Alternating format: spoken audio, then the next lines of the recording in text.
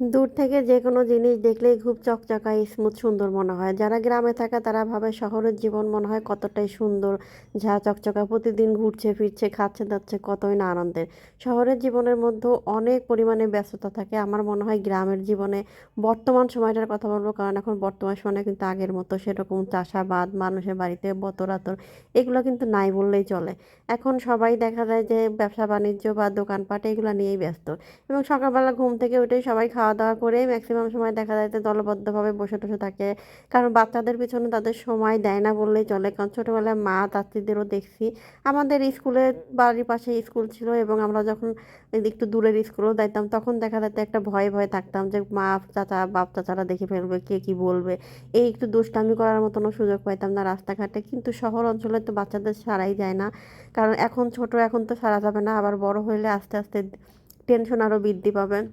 আমরা মনে করি বাচ্চা ছোট থাকলে মনে হয় কষ্ট বেশি, বড় হইলে আস্তে আস্তে কষ্ট কমে যাবে, কিন্তু না, যত দিন যাবে বাচ্চাদের প্রতি কষ্ট কিন্তু আরও ধীরে ধীরে বাড়তে থাকে। তা আসসালামু আলাইকুম, সবাই কেমন আছেন? তা আগে মেয়ের স্কুল ছিল অন্য স্কুল মর্নিংয়ে, যার জন্য বাজার সদাই করে নিয়ে এসে রান্না বান্না করতাম। আর এখন যেহেতু মণিপুরিটা দিয়েছি, ওর মর্নিং শিফটে আসে নাই, চান্স পাই নাই, ডে শিফটে পাওয়ার কারণে সকালবেলা ঘুম থেকে উঠে বেলা 11টা পর্যন্ত আমার রান্না বান্না, বাসার সমস্ত কাজ, বাগানে পানি দেওয়া, সবজি টবজি থাকলে কেটে কুটে নিয়ে আসি, সব কিছু করে তারপরে আমার স্কুলে যেতে হয়। কারণ স্কুল থেকে আসতে আসতে এখন একটু কম সময় ক্লাস হয়, 1:30টার মধ্যে বাসায় চলে আসি, কিন্তু কিছুদিন পর দেখা যাবে আস্তে আস্তে 2:30টা বেজে গেছে। তো 2:30টার সময় এসে রান্না করে খাওয়া দাওয়া কিন্তু আসলে কোনোভাবেই সম্ভব না, যার জন্য আমি সমস্ত কাজ ছেড়ে দেই। এর মধ্যে আবার সকালে মেয়েরে পড়াইতে বসাই দিয়েছি রান্নাবান্না শেষ করে। সকালবেলা যেহেতু উঠে খাইতে চায় না, একটুখানি রুটি খাইছিল, তো এখন ভাবলাম একটু ভাত খাওয়াই দিই। তো ভাতটা খাওয়াই নিয়ে তারপরে স্কুলে নিয়ে যাব।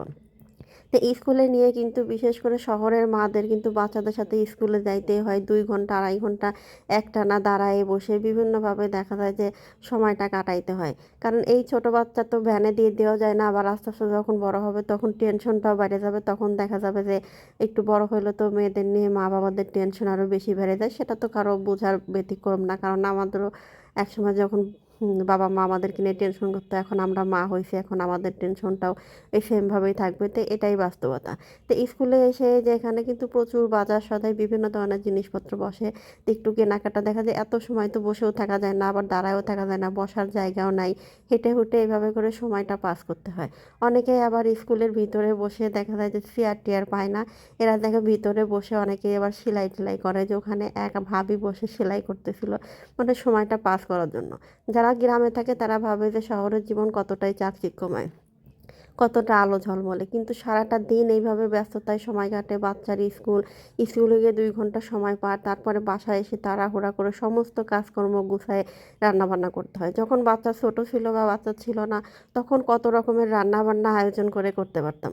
এখন এই যে স্কুলে দেওয়ার পর থেকেই দেখা যায় যে এত আয়োজন করে রান্নাবান্না করার মতো সময়ই পায় না। তো এই যে মুরগির মাংস ছাড়া সে আবার খাইতে চায় না, তার দেশি মুরগি ম্যাক্সিমাম রান্না করা হয়। তারপর হঠাৎ মাঝে মধ্যে একটু ব্রয়লার রান্না করি।